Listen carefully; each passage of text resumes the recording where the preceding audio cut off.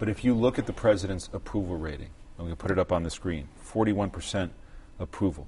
His disapproval on handling the economy is up in the 60s. I asked you about his opportunity to really become a jobs president. You have talked about the fact that you advised him at times to take a more practical approach, not to double down in the ways that you say he ultimately did. What were the opportunity costs of not a big enough stimulus, of health care reform that hurt him politically at a time when he now needs, as you say, more government spending, but he doesn't have the political capital to get it done, does he, Mayor? But David, no. Let me say this, as you aptly pointed, and that is correct. I often advise the president about doing the quick political thing, and he looked at the long term. And he rejected the quick and political because it was in America's interest. That's both true about financial reform, health care, the bigger decisions. And he's never lost his fight for America. And he did make decisions that were in the long-term interest. To his credit, he wanted advice, unfiltered, give it to me what you think assessment. I gave it to him, and he made the decision what he thought was in the interest, and I think correctly. We are a better country for financial reform. Let's just take the financial area. One area. President Bush passed TARP. President Obama put the stress test in, made sure they raised private capital, passed a financial reform. Not all of that is perfect. Some of the real problems still to be worked out. You look at America's financial situation today and its financial industry versus Europe that took a pass on it. He showed political leadership even when it wasn't popular. Take the auto industry.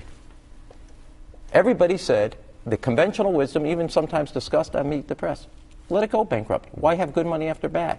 Today we're stronger because of those leadership positions, and he hasn't lost the fight. And what you want out of a leader is somebody who hasn't lost the fight. And I believe, like I do for the city of Chicago, if I can get one moment in for the city of Chicago, if you spend political capital on what you believe is right for the country, and not just political capital, because you know you have to reorganize and restructure, you'll be stronger coming out of that process. And I want to talk about innovation in Chicago in just a minute. Let me just do two more political questions. One is the bottom line. You may say the president's looking at the long term. How much trouble is he in for re-election with this economy? Well, look, there's no doubt there's a challenge politically because the economy is not where the American middle-class family needs it to be for their bottom line.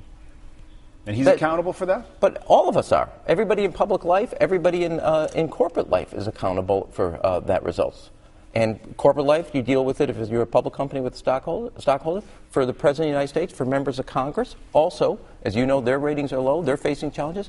You're accountable to try to get the results so the middle class can achieve the middle class dreams not only for themselves today, but for their children. But he'd be the first. Yes, all of us in public life who seek public life, you know the bottom line is trying to make sure that people have the ability to achieve their dreams and understand that your role in government, I don't create jobs. The president doesn't create jobs.